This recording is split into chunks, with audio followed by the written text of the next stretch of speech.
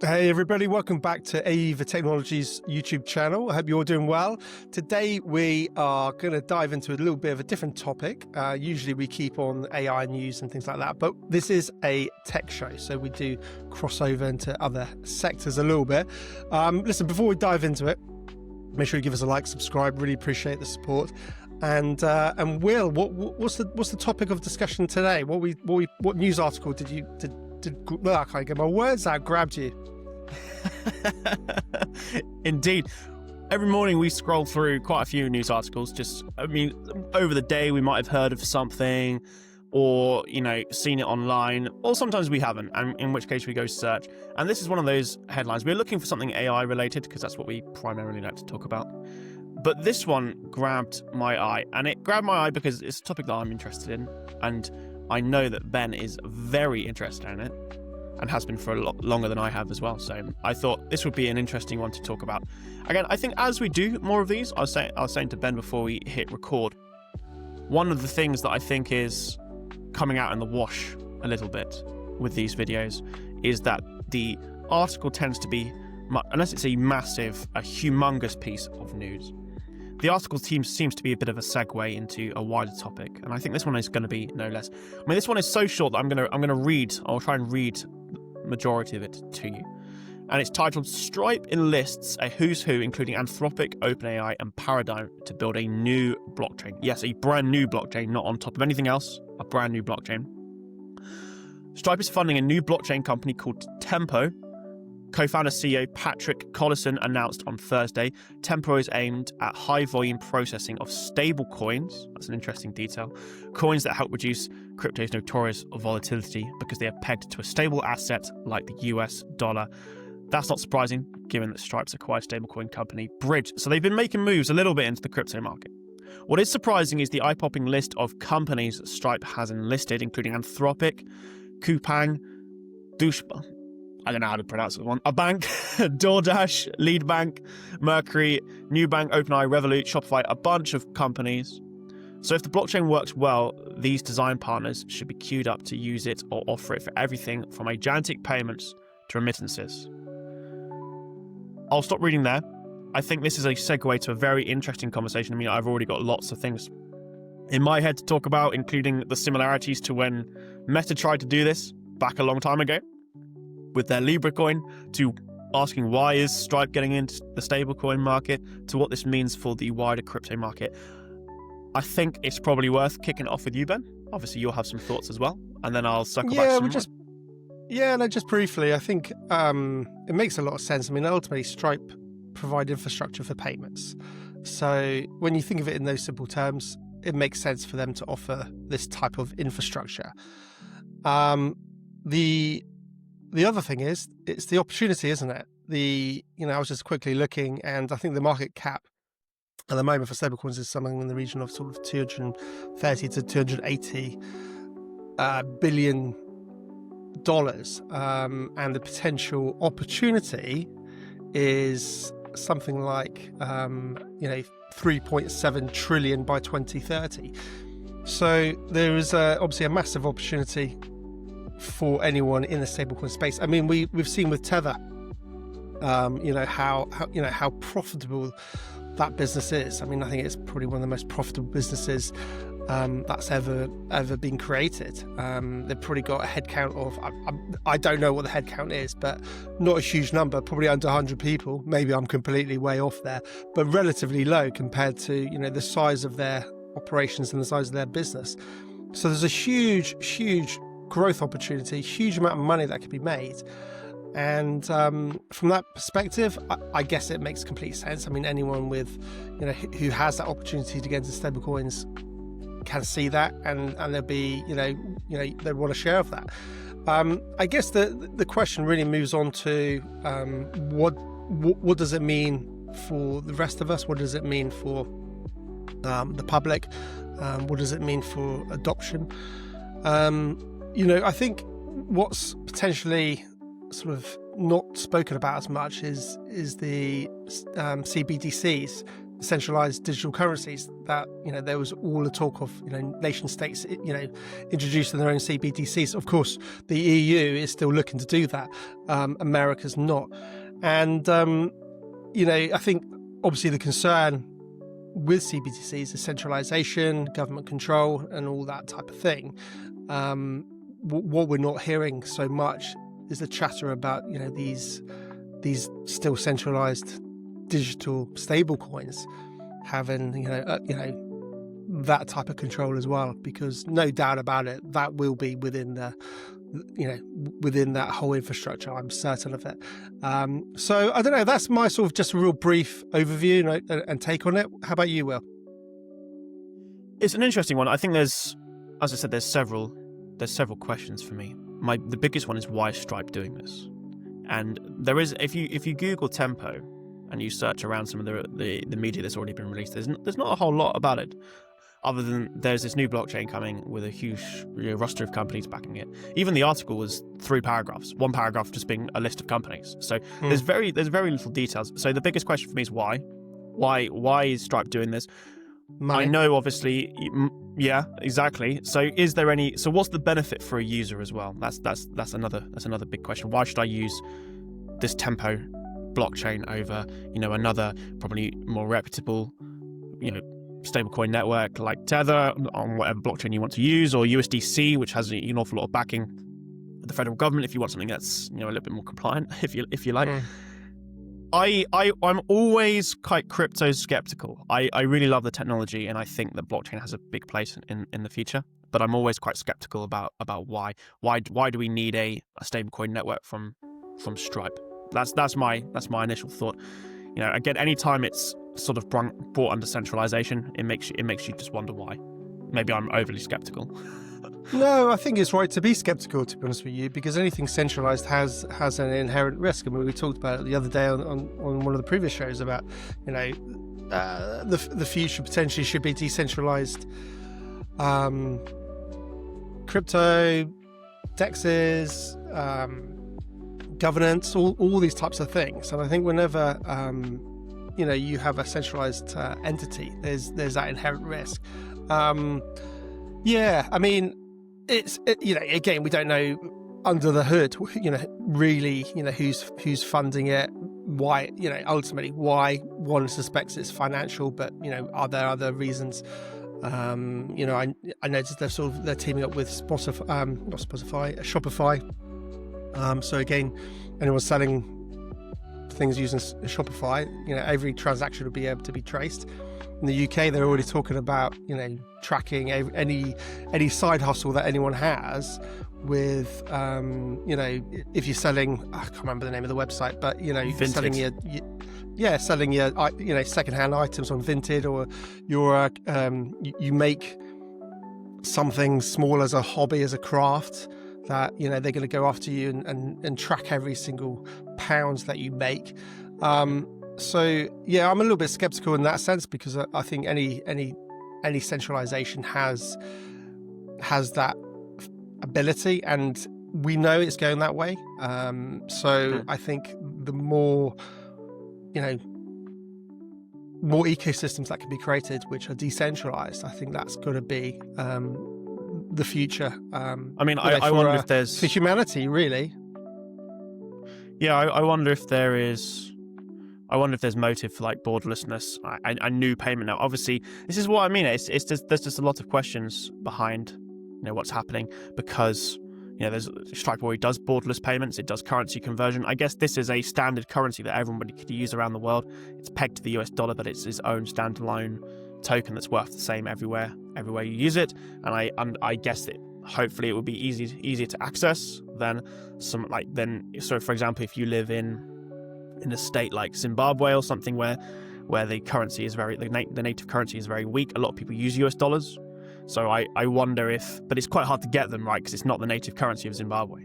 So I wonder if, again, something like this will allow easier access to something that is pegged to the same value as the US dollar, but a lot easier to access digitally than something like actual US dollars. So there's probably a little bit of that. I wonder if I'm going to be interested to see if there's any other technical innovations that are coming out of something like the Tempo network, either what already exists. Obviously, Stripe is a very reputable company. It's not to say that something like Tether is bad, but it's had its fair share of ups and downs and controversies over the years, ongoing controversies, some could argue. So I think for some people, depending on what's important to you, something like Stripe backing this as a company, brings some stability to what it means to use it and what it means for the wider crypto market, which will only help drive adoption all around. No, absolutely. It'll bring it to the mainstream. People will start using stablecoins when they weren't even realizing it. It does make you think. You think, do we really need all of these different stablecoins? And it almost feels like there's loads of these stablecoins all coming out. Some are decentralized, some are centralized. Again, within the Cardano ecosystem, there's a lot of decentralized stablecoins coming out. DJED, USDM, and I think there's a couple of others, IUSD maybe. But the way that they work is all slightly different. Some are pegged, some are synthetic, and some are fiat backed. So there's a lot of different ways that people are approaching it, and it just feels quite fragmented ultimately. When you look at it from the consumer's perspective, you think, well, ultimately I just want to go and buy a product online, make it really easy. So that's I don't really want to be thinking, do I use this one, which one do I trust? In many respects, if it's all US dollar backed, then people it reinforces the US dollar. It makes the US dollar stronger in many respects. It feels like there's loads of these, massive amount of stablecoin companies, or decentralized entities coming out because there's a huge market opportunity. But there's going to have to be a point where you think, well, there's going to be winners and there's going to be losers. Who's going to, who are going to be the chosen ones and who aren't? So from that perspective, I guess we'll have to just wait and see. I think this is where people's panic can sometimes come in with regards to crypto and the blockchain technology. Is, as you said, we're in a right frontier technology here, and I think as this technology develops, there's going to be losers. It's going to dramatically shrink down. I think the future looks like a few major blockchains running around the world, and specialist ones. But again, I think in terms of the number of blockchains, will shrink eventually. And as you said, there's going to be losers in that. And that's worrying because it's not like this is just a company that will shut down. These are projects, these are companies that are holding a lot of money. And when you say there's going to be losers, a lot of those are going to be companies that are going to be exploding. And lots of money, as there already has been with a bunch, have already shut down. And like Celsius Network being a big one, obviously we had what was the Terra USD. Terra USD was another big one, and it was UST, wasn't it? It was Do Kwon from Terraform Labs. So that's an interesting one, isn't it? So there you go. So it's like, again, there's going to be a lot of losers, but it's not the companies that are losing. It's all the money that they're holding that are usually just regular people's that are trying to put it into some sort of stable asset.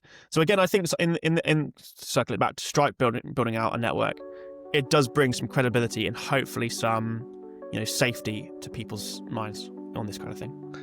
Yeah. I mean, obviously that's an interesting point, isn't it? They come with a reputation, a big brand, a big company, a big entity, so people will naturally feel more confident with them, and making sure that their stable coin doesn't get doesn't lose its peg and doesn't sort of crash from 1-to-1 to 0.0001 of a dollar like Luna did. Of course, another one. It was it was crazy. I mean, I got burnt a little bit with that as well. I mean, a lot of people did. So it was, but there's still, the question remains. These are still frontier sort of systems, and stablecoins are still super new. So it's, I don't know, are we gonna with this huge wave of new stablecoins, are we gonna see literally, a similar sort of scenario in the next, couple of years with, some stablecoins losing their peg, crashing, or if they are truly, pegged or, however they do it, are they going to hold? Even USDC, it's a really weird one. even USDC, the gold standard of compliant stablecoins, has lost its peg before. So, take that as you will. It also recovered quite quickly, so that's a sign of strength as well. But I think for me, I'm quite open, quite a libertarian in the fact that I think that I don't react particularly well, or I don't like the sound of it when I hear governments being heavy-handed with different things, and that's one of the things that makes me lean towards blockchain technology. Is not that I have anything. It's not even that there's anything to hide. It's just I don't like the idea of being watched, being surveilled, being penned in, really. And that's one of the appeals of blockchain, is that you can have a little bit of your privacy back, which I think around finances you probably should. And so for me, the idea you should. I mean, we used to use money, cash. No one's tracking that cash transaction when you're, opening your wallet and bringing out a £10 note, or and buying a some vegetables or a loaf of bread, or no one's like literally able to track cash, and and people should be able to track what you're spending your money on. It's your money; you can spend what you want. I find that very repulsive, almost. Yeah, so for me, that's a big draw to things like stablecoins, is being able to actually have a little bit of your privacy back and hold something that isn't as volatile as something like Bitcoin. So when you hear Stripe are going to be creating a network, am I that intrigued by it over just using regular fiat money? Not particularly. Again, it'll be interesting to see what details come out about what this product will be. I have a funny feeling that this isn't particularly aimed towards me as a consumer in a first world country, that has a strong currency attached to it. I have a feeling this will be much more applicable cross border, so you can deal with customers that are don't necessarily have access to something like the US dollar. Oh, I think it's a huge opportunity. It's a huge leveling of the playing field for people who live in countries where their currency is being debased 100%. At crazy rates. For people to be able to get out of their currency that they live in and be able to swap for a stable coin in USD. It's going to be it's so important. It's so powerful. I mean, the reality is all fiat currencies are being debased.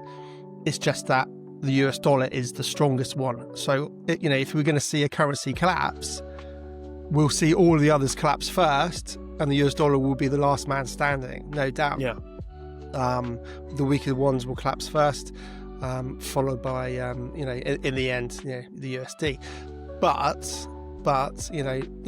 right now, for people to be able to, maintain their purchasing power, if they live in Venezuela, if they live in Argentina, if they live in wherever, you name your country. I mean, even the UK, we're probably being debased by between 7 and 10% a year. You just look at, how prices of everything are going up. It's not the fact that prices are going up, it's just our pounds are buying less. So it's, it's this illusion of things are getting more expensive. It's not, it's just things, the value of your pound in your pocket is becoming weaker and weaker. So people don't realize that. So it's hugely,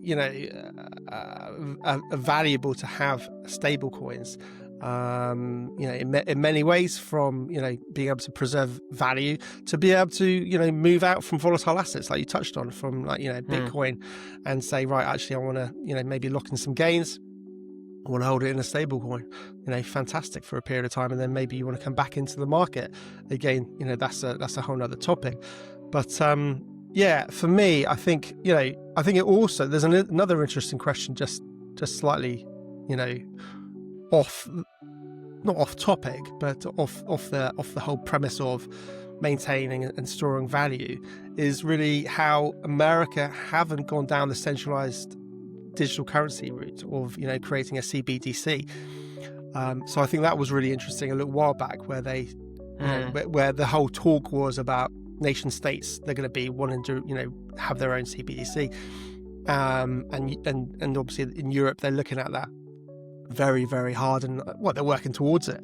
But it was really interesting, I think, when Trump came in, how actually it wasn't about CBDCs, but it was all just about the stable coins in general and about the wider crypto market.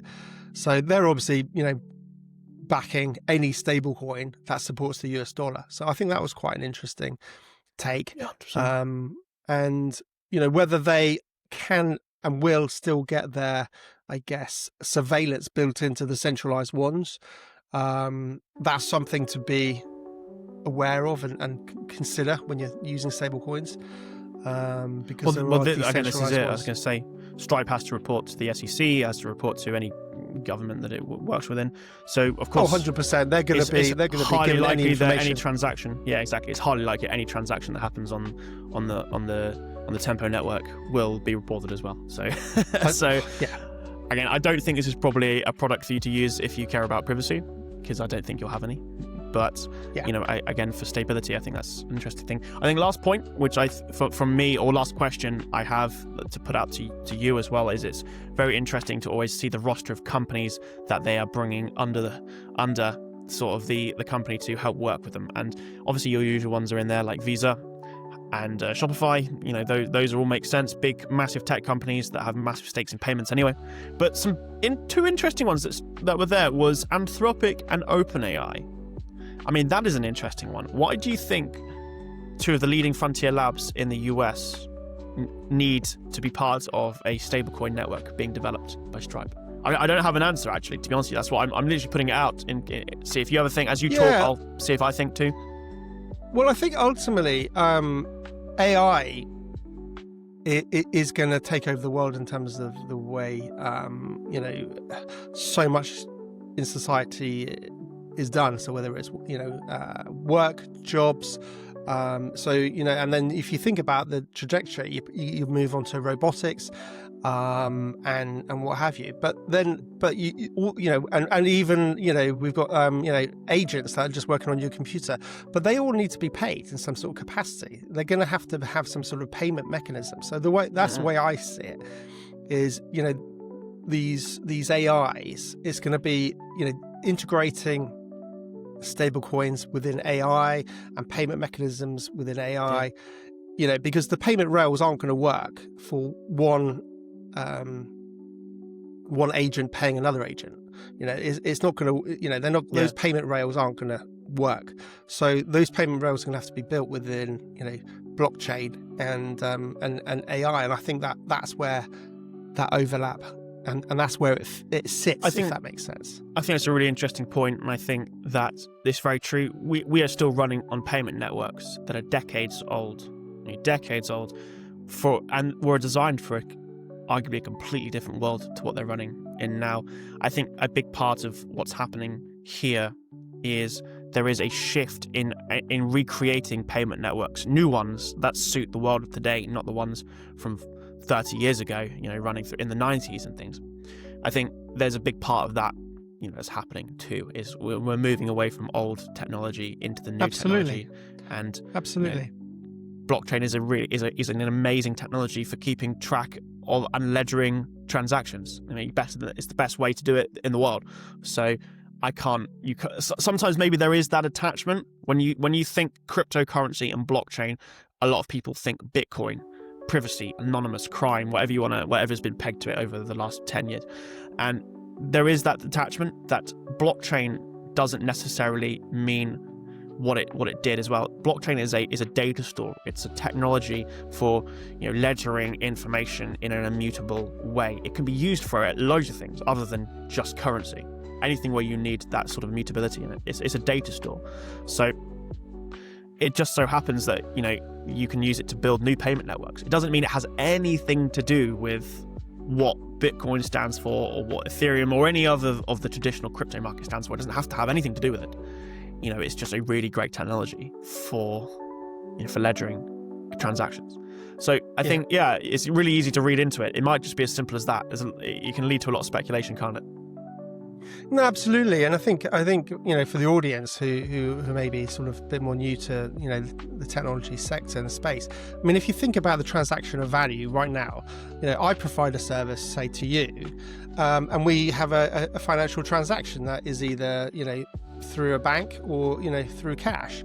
But if we have an AI agent that's providing value to another AI agent, built by somebody else, we're not then going to have we're not going to and those transactions multiple transactions could be happening in nanoseconds, with micro payments, because there's loads of transactions happening, whether it's calls on a database or whatever it is. Those two agents are going to have to just rely on paying each other within those a new rail system, as opposed to going, can you now, Ben? Can you now contact Will because I've done all these transactions, and it's so inefficient it doesn't make sense. So I think that's ultimately that's what it's about. I think that's why AI, ChatGPT, OpenAI, and all the rest of it, Anthropic are getting involved with it, because I think that's where payments are going to be going when you've got the agents, doing different tasks and what have you. So it's a future that I think a lot of people can't quite get their heads wrapped around. No, I agree. But I think that's what's going to happen. Value exchange is going to happen with agents, because if you think agents are going to replace what we do as work, so that's my take on it. I think that's pretty fundamental, actually. And again, if you didn't know, this is an opinion piece. Often we are reacting to this like live as I'm talking through it as we found it maybe 15-20 minutes earlier sometimes. So literally we haven't had time to really digest it, if I'm honest. So I quite like this. I think we've covered the entire spectrum off the cuff a little bit. Yeah. Well, I think that's really we've chewed the fat and gone through quite a lot of different angles that you could look at this as a project. And I think the one that we've just ended up on, I think, is probably the most realistic, and also very interesting. It's very thought provoking on what kind of world we could live in, with that. So yeah, it's fascinating. Definitely. As always. Yes, absolutely, mate. Well, listen, let's wrap up. Thanks, guys, for tuning in. Let us know what you think. Are we mad? Are we missing something? Is there something else to add to the conversation? Would love to start hearing some, comments and points maybe. But otherwise, we'll catch up with you tomorrow and we'll pick out another news article that grabs our attention and brings, maybe back in the AI space, what's happening there. So for now, take care, guys, and we'll catch up with you soon. Thanks for watching.